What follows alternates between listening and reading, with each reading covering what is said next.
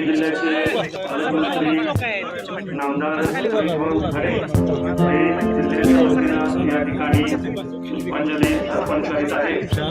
त्याचबरोबर महाराष्ट्र राज्याचे सन्माननीय मंत्री माननीय शंभूराजे देसाई साहेब,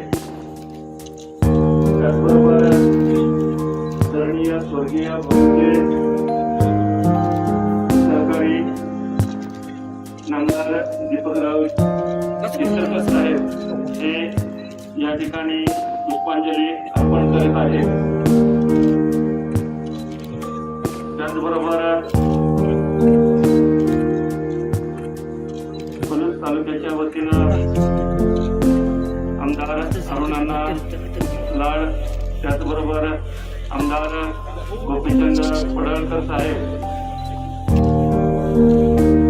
राष्ट्रवादी काँग्रेस पक्षाचे प्रदेशाध्यक्ष सन्माननीय आमदार जयंतरावजी पाटील साहेब हे या ठिकाणी आदरांजली व्यक्त करीत आहेत।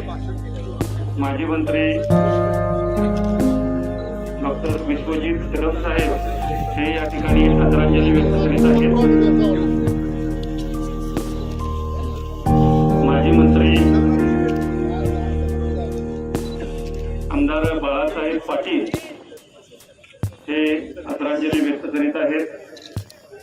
त्याचबरोबर आमदार मालकीनराव नाईक, सातारा जिल्हा भारतीय जनता पक्षाचे अध्यक्ष आमदार जयकुमार गोरे भाऊ, सांगली जिल्हा काँग्रेसचे अध्यक्ष आमदार विक्रम सावंत हे या ठिकाणी पुष्पांजली अर्पण करीत आहेत। आमदार सुधीर भाऊ गाडगीळ हे या ठिकाणी आदरांजली व्यक्त करीत आहेत।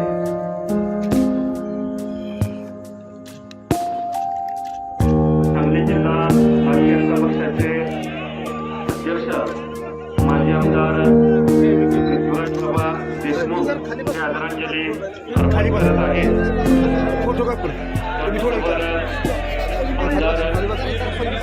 अनिल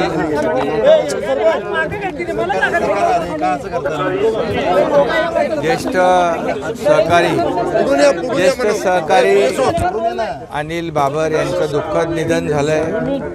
ही धक्कादायक बाब आहे, मनाला वेदना आणि चटका लावून जाणारी बाब आहे। कधी स्वप्नात देखील असं वाटलं नव्हतं की अनिल भाऊ आम्हाला सोडून जातील। परवाच्या दिवशी त्यांची भेट झाली, कालही त्यांच्याशी चर्चा झाली, परंतु स्वतःचं दुःख वेदना न सांगता दुसऱ्याच्या दुःख आणि वेदनांची चिंता करणारा असा लोकप्रतिनिधी, एक आदर्श लोकप्रतिनिधी, एक सर्वसामान्य म्हणजे अगदी साधी राहणी आणि उच्च विचारसरणी अशा प्रकारचा हा आदर्श आमदार आज आपल्यातून गेलाय। ही न भरून येणारी पोकळी आहे।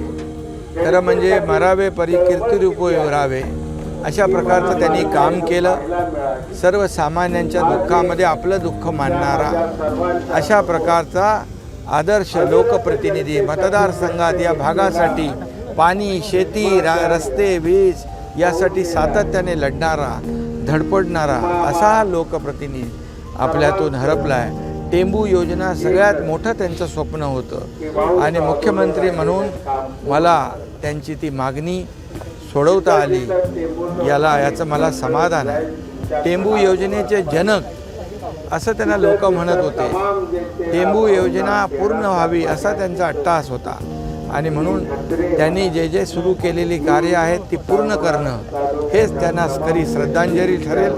खरं म्हणजे मला काय मिळालं यापेक्षा मी समाजाला काय दिलं या भावनेने ते काम करत होते। मी त्यांना शासनाच्या वतीने मनापासून भावपूर्ण आदरांजली अर्पण करतो, मनापासून। आणि त्यांच्या कुटुंबियांनी या दुःख पचवावं अशा प्रकारची ईश्वरचरणी प्रार्थना करतो।